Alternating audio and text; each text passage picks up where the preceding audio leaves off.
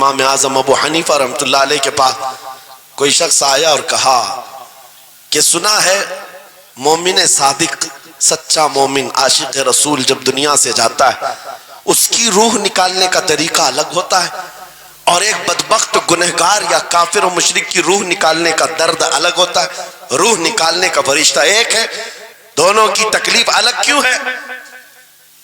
آپ کو short cut جواب دیا گیا اس آنے والے شخص کو۔ امام نے کہا جا سورہ یوسف پڑھ لے، تجھے سمجھ میں آ جائے۔ وہ بندہ گیا سورہ یوسف پڑھا، کہا اس میں تو موت کا کہیں ذکر نہیں، کیسے نکالی جاتی؟ کہا پھر پڑھ کے آ، پھر پڑھ کے آیا، کہا اس میں کہیں ذکر نہیں۔ کہا کیا پڑھ کے آیا؟ اس میں تو یوسف و زلیخا کا قصہ ہے، حضرت یوسف علیہ السلام کا پورا واقعہ ہے۔ کہا کیا یہ واقعہ تو نے پڑھا کہ زلیخا یوسف علیہ السلام پر ایسی فریفتہ ہو گئی، محبت میں فدا ہو گئی کہ ایک دن سارے شہر کی عورتوں کو دعوت پر بلایا اور سب کے ہاتھوں میں لیمو دیا اور چاقو دیا۔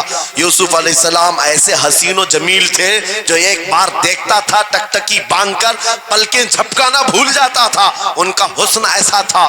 زلیخا نے یوسف علیہ السلام کو تیار کر کے اس وقت بلایا جب ساری عورتیں محل میں بیٹھی ہوئی تھی، سب کے ہاتھوں میں لیمو اور چاقو، یہ قرآن پاک میں موجود ہے۔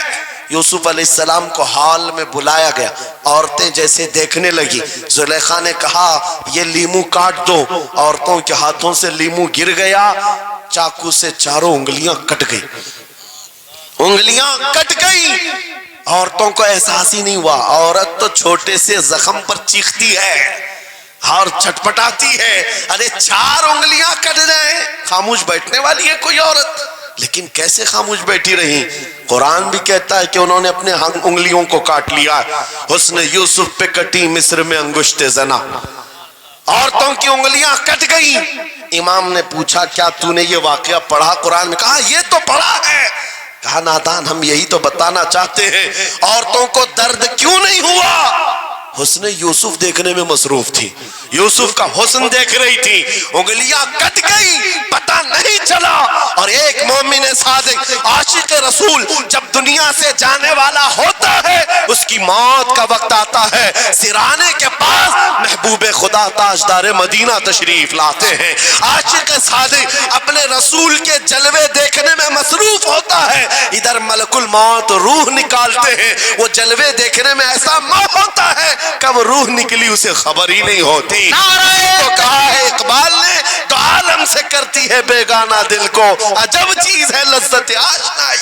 واہ، نعرہ تکبیر، نعرہ رسالت، مسلک اعلی حضرت اسی لیے سلمان اظہری صاحب قبلہ۔ میں یہ کہتا ہوں وہ چیز اگر آ گئی موت سے بھی ڈر نہیں لگتا، روح نکلنے سے بھی ڈر نہیں لگتا، کیونکہ جو پاس میں دولت ہے وہ لذت آشنائی ایسی لذت ہے جس کو پانے کے بعد اچھے اچھوں کو ہم نے دیکھا وہ پھندوں پر بھی جھول گئے ہیں، پھانسیوں پر بھی چلے گئے ہیں۔ مراد آباد کے کفایت علی کافی رحمت اللہ تعالیٰ علیہ کو کون نہیں جانتا؟ انگریزوں نے گرفتار کر کے 7 دن تک ان کے جسم پر گرم استری پھیرا تھا، جب چمڑی جل جاتی تھی نمک چھڑکا جاتا تھا، ان کے جسم کو جلا کر کے نمک چھڑک کر کے زخم دیے گیا، لیکن کبھی آپ کے استقامت میں ذرا برابر بھی لغزش نہیں آئی، وہ ٹس سے مس نہیں ہوئے۔ کیوں؟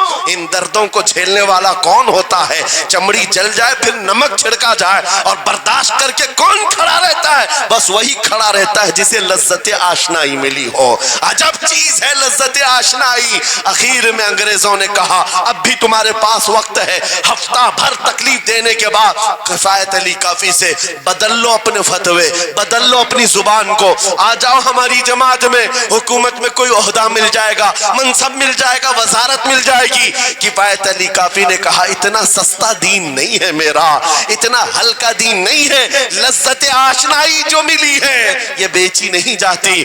انگریزوں نے کہا پھر تیار ہو جاؤ، پھانسی کا پھندا تمہارے لیے تیار ہے۔ آپ نے مسکرا کر کہا اس دن کا تو انتظار ہے، اس دن کا تو انتظار ہے.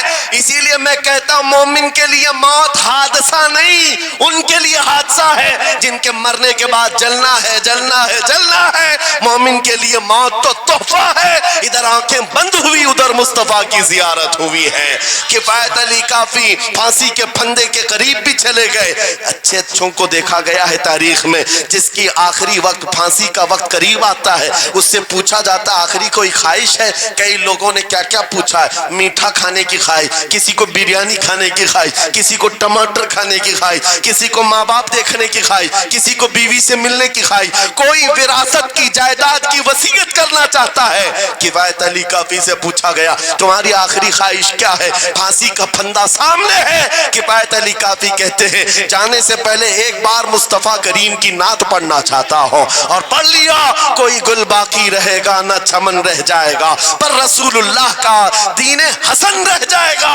سب فنا ہو جائیں گے کافی وہ، لیکن حشر تک نام حضرت کا زبانوں پر چلن رہ جائے گا. پھانسی کے پھندے پر چڑھ گئے، کوئی تکلیف نہیں، کوئی درد نہیں، پیشانی پر کوئی شکن نہیں.